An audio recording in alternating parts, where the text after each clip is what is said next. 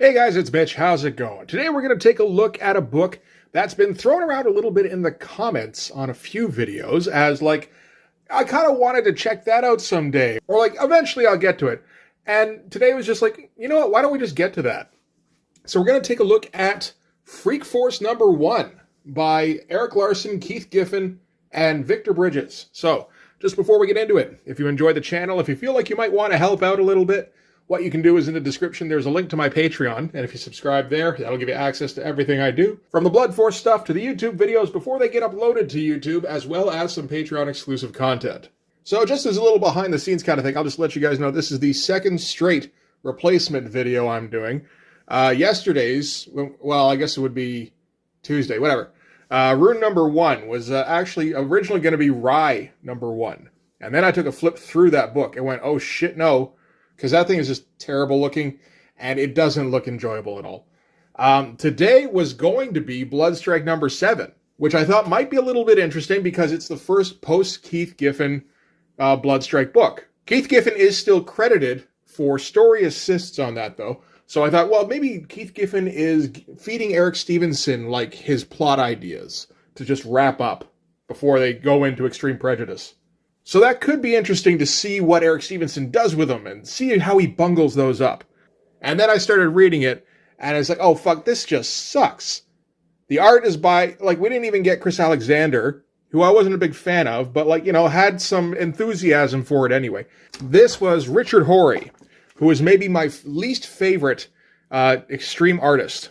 His stuff is boring and unskilled, but not, like, hilarious. It's just, you know, kind of like plainly bad. And yeah, Eric Stevenson didn't really touch on anything Keith Giffen gave him, as far as I can tell. So this is essentially just Brigade, only without Merritt Michaels. There are the cool Jay Lee covers, so, you know, we don't get to spend any time with those, unfortunately. But they're not worth spending any time on at all. So yeah, first thought, you know, oh, let's see what Eric Stevenson does with Keith Giffen plot ideas, and then realized that he abandoned the Keith Giffen plot ideas and went, okay, well, we can always use this as an example of what an extreme comic looked like in 1994 that didn't have like a name artist on it. And then you start reading it, and it's just like, this would just be a waste of 10 minutes. Like, not the video, but like, you know, the 10 minutes you spend reading it. So we're not going to do that today. Freak Force, I've heard some good things about. From what I understand, Keith Giffen basically applied the same formula he did to Justice League and Legion, stuff like that. Sort of amping up personality traits and, you know, bouncing them off of one another, as you should do with a team, as opposed to just having them all yell at each other and threaten obliquely and say badass things. And of course, Freak Force, we are familiar with from the pages of Savage Dragon. We last saw them in Savage Dragon #6, when Freak Force was briefly a unit that was employed by the Chicago Police Department, but very quickly left the job because they weren't cut out for it. So this is their book where they're essentially, maybe not vigilantes, but kind of directionless superheroes. And it's going to have a much more lighthearted tone. So let's start with the cover on this. That's not bad at all. I mean, it suffers a little bit from Victor Bridges not being a particularly flashy artist. I don't like the way he draws faces, and his figure work is kind of stiff, but he's solid. And he seems to be able to carry out Keith Giffen's layouts with a certain amount of deftness, which is appreciated. Again, Chris Alexander on Bloodstrike couldn't really carry it off. Victor Bridges, I think, is actually quite a bit better suited. And, you know, we get all of our characters here in a nice big group shot. Everybody's pretty clear. Hortus is a little tucked down in the corner here, but that's okay. Nice and colorful. Nobody's trying to look super badass, because, I mean, this group's a little too weird for that, which is good. I like it. All right, so Freak Force #1. So this is plotted by Keith Giffen and Eric Larsen. Basically, they have a chat about where they wanted the issue to go. They talk about plot points, all that kind of stuff. I think Keith Giffen did the layouts. I mean, page 1 is, from what I understand, a classic Keith Giffen 6-panel layout. Then Victor Bridges goes in, does the finished pencils, and then Eric Larsen comes in with the script. And that's, it's a little Marvel method-y, but with, you know, just with better layouts, essentially. And with Keith Giffen being the best writer that Image has seen to this point, I would say. December of 93, the Creator's Choice stuff has probably gone on by now. The most fun writer that Image has seen until now. Let's go with that. All right, so we're going to start out with Mighty Man's roommate here. What's her name? Phyllis, I think? It is actually Phyllis. All right. In 1993. So Phyllis is coming home after doing some shopping. It's obviously the Christmas season, judging by the snow. Phyllis is singing some Christmas song I don't actually really recognize, but it seems Christmassy. Gets home to her apartment, and there's all sorts of people just thronging about around her door, from what I can see here. So kind of a cramped panel, but that's okay, because we immediately see what they're all looking at, and it's Barbaric just kind of hanging out on the roof here by the looks of it. And now Phyllis is in a pissy mood. She storms into her house and probably slams open the door a little bit and goes, "What's that big ape doing on the damn fire escape?" Okay, he was on the fire escape, not the roof. But yeah, we're already seeing like the clarity of layouts in this. Like this is a pretty small panel and not anything you'd see in an Image comic up until now, right? This does look more like his DC kind of work. And you can tell exactly what's going on and everything, except, I thought he was on the roof because I didn't see the metal railing here. And yeah, the nice big comedy shot. And you just get all these superheroes hanging out in their living room. So we can see a little bit of Victor Bridges' kind of the pros and cons of his style. So like I said, I'm not fond of the way he does faces, really. They're always too angular. We can see it all over here. And a little bit too plain. The figure work here actually isn't too bad, which makes me wonder if maybe Keith Giffen did some slightly tighter pencils on these. Because like Super Patriot here looks pretty good, actually. Same with Phyllis's pose in the doorway. But like, yeah, again, not really a typical Image kind of style at all. Like really, Victor Bridges probably should have been working for DC at some point. From what I understand, he had been working in comics for a while. Not for any of the big companies. I think like Pacific or something like that. But anyway, Victor Bridges is not inexperienced. He's just also not flashy. So anyway, apparently Barbaric was kicked out of the apartment because he was too big and he was breaking stuff. And Phyllis goes, "I don't believe you people. Why not put a billboard up? Supervillains attack here." And Ricochet goes, "Oh, now there's an idea." I think Ricochet's in an interesting position because she wasn't old enough to actually be on the force when it was, a police squad of some kind. But I mean, now when you're just like an unemployed vigilante superhero, you don't really need to worry too much about being of age. I think this all worked out fairly well for her, actually. So yeah, Phyllis storms into the kitchen. Mighty Man's going to go talk to her. I mean, she is his roommate. I do like that, the Shazam equivalent just has a roommate and just walks around his apartment in his like Shazam body. Earlier somebody said that Vic Bridges was a little bit of a John Byrne clone. And I didn't really agree with that at all because, I didn't really see it. But some of these expressions, I can actually see it a bit. So anyway, Mighty Man has to go talk her down. He points out that when he first floated the idea of a bunch of superheroes staying in their apartment, she thought it would be a hoot. And maybe at the time she did, but this is a week later, and they've all been kind of bumping into each other all week and having to wait to use the bathroom constantly. And the big red ape busted her blow dryer.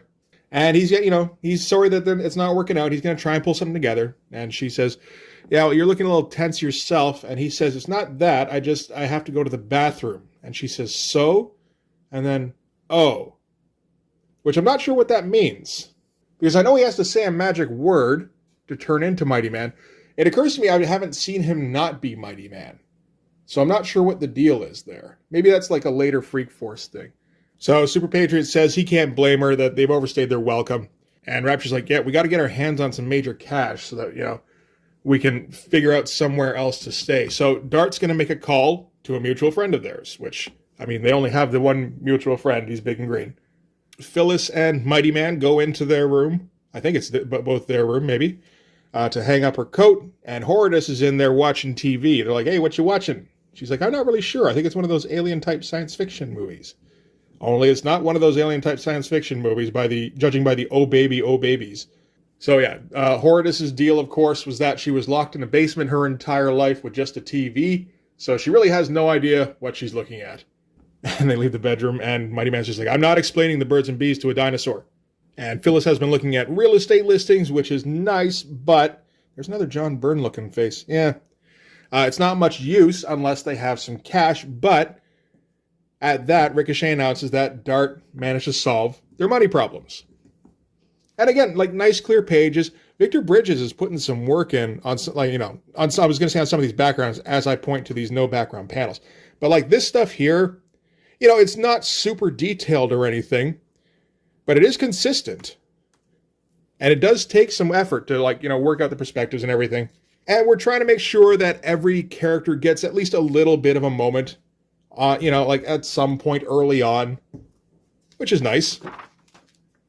Okay, so Dart explains the situation. They need money for headquarters. So they're going to make money doing what they do best.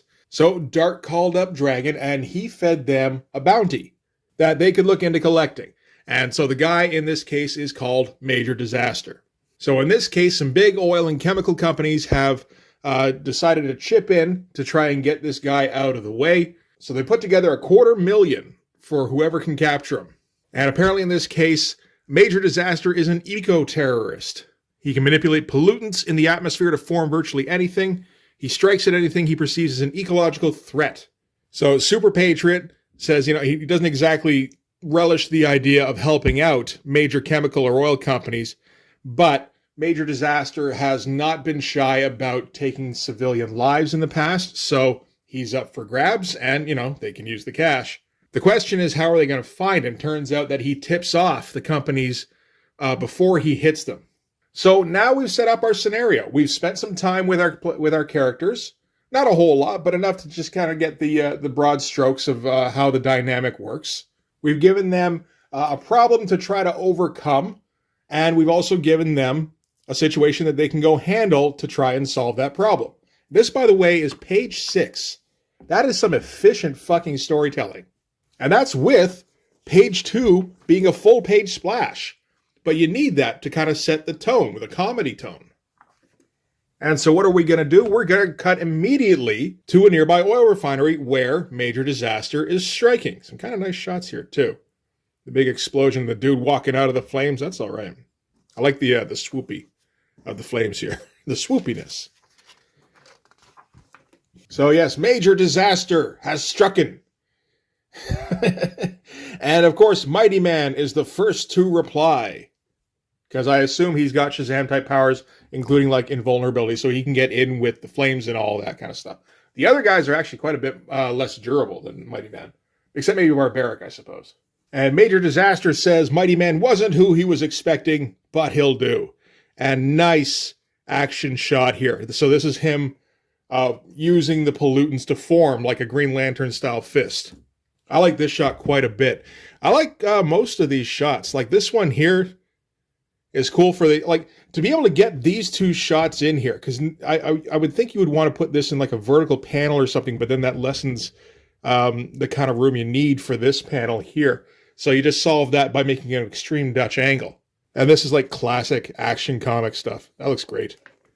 So yeah, the opening salvo is Mighty Man getting knocked for a loop. And of course, he's their big gun. So that presents a bit of a problem, right? Not to Dart, though, who thinks that this is perfect because now Mighty Man has drawn him outside of the firestorm. So now the rest of the team can leap into action. So that's some optimistic kind of interpretation of the scenario. So yeah, Freak Force assemble. Nice shot for them all going. The poses are pretty stiff. So yeah, I think this is more Victor Bridges figuring out the figure work here. But I like the angle. I like the bit of a tilt to it. And again, you can see everything. It's nice. So with the flames here, Super Patriot and Barbaric still can't get to him. Super Patriot says, we got to get over there now. So Barbaric decides to do a fastball special, but without consent. And that's just not okay. You always got to get consent, kids. With Wolverine and Colossus, it's different. There's a long-standing history there. They know each other's safe words. There's no real danger of litigation. So yeah, he just kind of picks up Super Patriot and hucks him. And we don't even see Super Patriot land. He just kind of goes flying off into the sky here.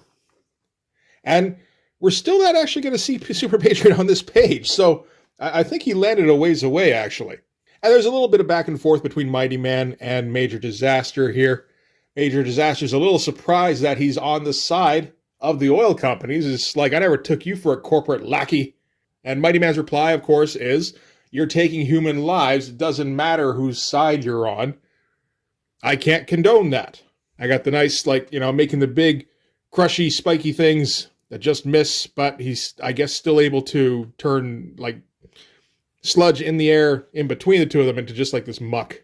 And, he's kind of walking through there. He's like, in this environment, I am supreme, which does seem to be the case. In a burning oil refinery, like a guy like Major Disaster does seem to be kind of unbeatable. And we finally see Super Patriot again. He's just kind of off to the side here. I think he just hit some rubble. Gears up to take the shot at him, but Major Disaster is ready. But what he's not ready for is Ricochet, who comes flying in, bounces off everything, including Major Disaster.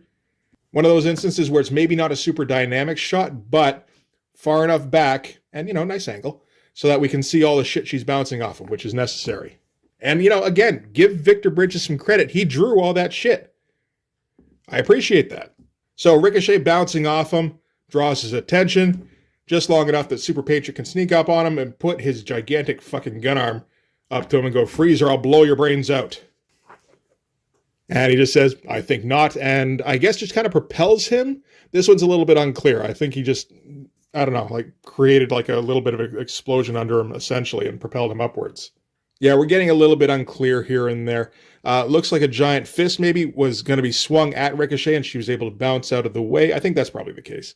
Barbaric, on the other side, tosses a gigantic boulder, which Major Disaster is able to just flat out destroy here. And then send a giant fist at Barbaric, just kind of scoops him up. Nice shot here. A little bit Simonson-y, it feels like, with all this stuff and the extreme profile kind of thing. While he's dealing with Barbaric, Super Patriot again just starts shooting at him, just flat out. Turns around, is able to swing a punch at him. It does feel a bit like Major Disaster is just getting kind of swarmed from all sides. Like there's no real plan, but there's enough of them that it doesn't necessarily matter. At that point, Dart joins in, stabs up his arm, as Dart tends to do. And he sends some stuff flying at her. That's a weird-ass fucking expression, but okay. And moves toward her, but Mighty Man, who I suppose was lying on the ground here, is able to grab him by the ankle and just huck him in the air. And he lands right by Rapture here. And it looks like Major Disaster is getting a little frustrated at this point. Just like, fools, all of you. He gets his classic supervillain dialogue. Another victim!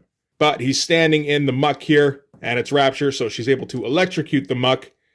I'm not a big fan of this transition here. I think in this case, the 6-panel grid wasn't a great way to lay this one out, but you do need all the actions. There's been a lot of just things happening during this fight.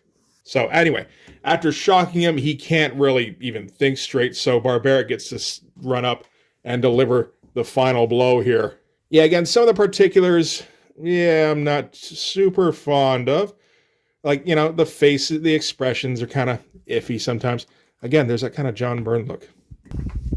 But yeah, we get to finish the fight with a big old pow punch. Full page splash. Not too sure about the movement on that swing. It's okay, I guess. And I mean, the splash and all the speed lines and everything, they help to sell it at least. And Major Disaster touches down. And that's the end of the fight. He is out. And it looks like his suit was actually made up of all those pollutants. So that was the reason that he could take so much punishment. It was basically he just kind of piled them on himself like armor. Just an interesting little detail for that character. Not a great face. I haven't seen him do a good face on Rapture yet. So Barbaric decides it's time to celebrate because they won. And Dart's just, got to chew him out because she's the stern taskmaster of the group. And she's like, that was a disaster. There was no coordination, no teamwork. Mighty Man's like, we only had 20 minutes to get ready. And she's like, I was trying to lure him to Rapture. Well, maybe she should have told him that. Because she knew in advance that Rapture could knock him out. And yes, she's just going to chew out everybody in the group. And, ultimately, Mighty Man's got the last word there. He's like, we got him. But she's like, yeah, but through dumb luck and unseen off to the side here, Major Disaster starts to wake up. And Hortus, who we haven't actually seen in this fight, because she can't do a lot. She's just spiky. But she is able to give him one last whack with the tail to knock him out again. So that's fun. So yeah, we needed better positioning. If any of us had been by those tanks, and like, fine time to think of that, Mr. Super Patriot. And Barbaric ultimately is optimistic. He's like, it's our first time out. We'll get the hang of it. So they're going to gather up Major Disaster. They're going to go get their bounty. They've won the day. It was closer than it should have been. I mean, 7 super people against 1 super villain shouldn't have had that much trouble. But, you know, again, they're going to have to figure out a way to start working together better. So, later, we cut to Freak Force's new digs. Big, wide shot to show it off. I guess that's the Freak Force logo there. So, Phyllis drops by to congratulate everybody on, you know, job well done, and hey, congratulations on the new place, and thanks for getting out of my place. And it's just like a storefront that they've rented. He's like, it needs a bit of work, but other than that, it's pretty neat, because this guy is extremely, naive. And he thanks her for her help in finding the place. So she has her place with the group as well, which is nice. Having that kind of down-to-earth touchstone, that's a good element to have, actually. And we're setting up roles in the group. They say, Dart, of course, like I said, stern taskmaster. She keeps railing about how that first mission went. Super Patriot's kind of on board with her. He's an old school hero, of course, like from World War II. So he theoretically should be pretty experienced. Although I don't know how much of his memory is intact. Mighty Man, of course, is the big naive superhero, but he's also their biggest weapon. And then you get like Horridus, who's like a little kid who can maybe help. Ricochet, who actually is a kid. And, Barbaric, more muscle. Rapture, inexperienced but powerful. And we end with Phyllis gifting Mighty Man some Christmas decorations for the new office. And Mighty Man says Dart's going to hate that. She's really not into frivolity. So let's put it right up front where she can't miss it. And that's it for issue 1. Next issue, we're going to get the Covenant and Mako come hunting for Super Patriot. It's going to be a doozy. And yeah, just some kind of background on everything leading up to this. So what happened in the Super Patriot miniseries, which I haven't gone through, of course, maybe one day. The stuff that happened in Savage Dragon leading up to it, with Freak Force, first coming together and then disbanding. They touch on the fact that most of these characters are characters that Eric Larsen has been writing stories for since he was a little kid. And yeah, it just kind of gives you a person-by-person breakdown on what each of the characters does. So, useful ending there. And then just kind of the standard ads to end it on. Yep, we've all seen these. That's the cover for issue 2. I wouldn't mind hitting issue 2 at some point. It'll take a little while, though, as I don't currently have it. I tried ordering issues 1 through 4 at some point, but managed to screw it up and got 1, 3, 4, and 6. So I'm going to have to reorder that, I guess. But I would like to come back to this and see where it goes, because that was a lot of fun. In terms of the writing, at least, that was kind of a perfectly paced, plotted, self-contained first issue. Introduce everything. Introduce their problems. Introduce the characters, like I said, broad strokes. Give them a first real enemy, like a first real obstacle to overcome, which they almost fuck up through not being enough of a team, but they managed to muddle through it. And at the end of the day, they've managed to solve their first problem of not having a headquarters. A lot of stuff got introduced, and a few things got resolved. It is tidy work. And I'm interested to see what they decide to do from here. Like if they're going to be bounty hunters, or if that was just kind of a one-time thing to get that first payday. It seems like that would be a good idea. I don't think there's much in the way of bounty hunters in the Image universe up until now. The closest thing would be Bloodstrike, who are described as bounty hunters, but then they're just sort of a force that goes out and, tries to kill people, and sometimes do and sometimes don't. For whose agenda? I don't know. Nobody knows. The art, like I said, is, it's okay. That's about as much as you can say for it. The layouts, I think, help a lot. And like I said, Victor Bridges' stuff does meld with Keith Giffen's layouts quite a bit. Him having some experience in the comic industry, I think, is a big help. You get somebody like Chris Alexander, who's very green and doesn't really know how to fill everything out, doesn't have his fundamentals down. Keith Giffen can only help so much. Somebody like this, though, can fill in all the details that you need and knows what Keith Giffen is trying to do with these layouts. It's well done, I would say. So yeah, about what I was hoping for a first issue. I'm rather pleased with that. Hopefully we'll be able to get issue 2 at some point, and we'll be able to continue, but that is going to do it for this one. Thanks very much for watching. If you like this video, please hit like, hit subscribe, hit the notifications so you know when the next one's coming out. Go over and subscribe on my Patreon. That'll give you access to everything I do, from the Blood Force stuff to the YouTube videos before they get uploaded to YouTube, as well as some Patreon exclusive content. You can also follow me on Instagram and DM me there for commissions, and you can join the Blood Force Discord server, where you can drop some art and talk about semi-obscure 90s comics like Freak Force. So anyway, that's going to do it. Thanks again. I'll see you guys in the next one. Bye-bye.